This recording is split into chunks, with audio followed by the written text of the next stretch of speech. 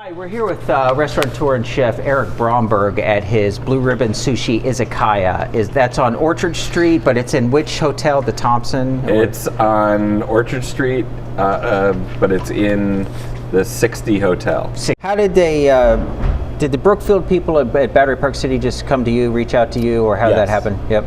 They reached out to us and asked if we were interested in doing something. And be honest, you probably thought it was a strange location. What made you decide on doing it? Honestly, I didn't, and because we all ride bikes, so we ride bikes up and down that whole area, and it's so beautiful, the water there. Yeah. Okay. And like, it's a good place to run, good place to kind of be outside. Yeah. So always kind of had an affinity for that area. Mm-hmm. It was definitely a little interesting when we realized we were inside this complex. Mm-hmm. How are you handling that? Because I've seen the construction. It's very nice. It won't be like a food court at all, but nevertheless, it is one place adjacent to the next one, and you're going to be rubbing elbows with some other restaurants. How are you going to keep your identity? How are you going to operate a I think ultimately when you're in New York, the streets are so, you can have one store next to another. You're kind of in that world already. Our location within Brookfield Place, as far at the end, right, is sort of a unique spot. We have the end location. I don't know, the end's the right way to put it, but it's almost, we have all the windows wrapping around us, and we have about 250 of the seats right around our space. Yep. So really, from when you're sitting at our sushi bar, you're almost in your own restaurant. Are you going to be open late there? What's your plan? We haven't figured out the logistics. The requirement we have is to be open till 9. Yeah. Certainly, if the community demands us to be open later, that would be something we're interested in. All right. So now we're talking about sushi for someone like me who's not an expert at all. What makes good sushi? I mean, help me identify good or bad sushi. Obviously, freshness of the fish, but how do you tell that? Well, generally by smell. Okay. Fish shouldn't smell like fish, so to speak. You shouldn't smell like a dock or a fish market. That kind of situation. Is there anything you can visually see here that you can tell is good? Is it the color of the salmon or something, or?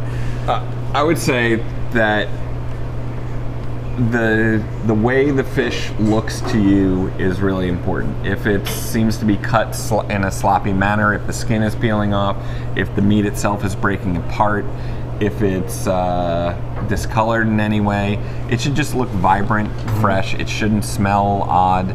It should smell clean and fresh, and a little bit like the sea. How much, other than the sushi, the entrees, the cooking, the soups, how much of that is a part of your menu, or will be? How much of it will be cooked, warm food versus the sushi? Almost exclusively sushi. Okay. At Brookfield Place. Okay. That's why the name is Blue Ribbon Sushi Bar, and there'll be essentially a grab and go section or a service section of sushi that's prepared. Yep. And then there will also be special order options, and there's also a 16-seat sushi bar that's actually larger than this sushi bar. Okay. So you'll be able to sit, have a full meal, sake, beer as you're dining in your sushi. All right. But I would say also, just following up on the last question, the sushi, what makes sushi good? Really, the quality of the fish. All of our fish comes from Japan. Oh. All of it flies in daily from Japan. Oh, that's interesting.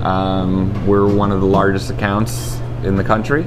Okay. With our 4 sushi places now, and so we get the first pick of the prime cuts and the best fish. Also, the rice is some say more important than the fish. Assuming you have the high quality fish to start with, it's all about how you cut the fish, which is in any cooking. Now, how you construct it's got to be how you put it together. How when you're making a nigiri, and you put the rice in your hand and you're forming it. If you press too hard, it's too tough. If you press too loose, it falls apart. So it's all, it's in the fingers, it's in the hands, and how you put that together. But the flavor of the rice and how your rice is cooked is an enormous part of the difference between good sushi, average sushi, and lousy sushi. And we're going to see you in July, right? Mid-July opening in Brookfield in July. is our opening. Great. Well, thank you very much. It's been a pleasure. Pleasure. Thanks. Thank Bye. you.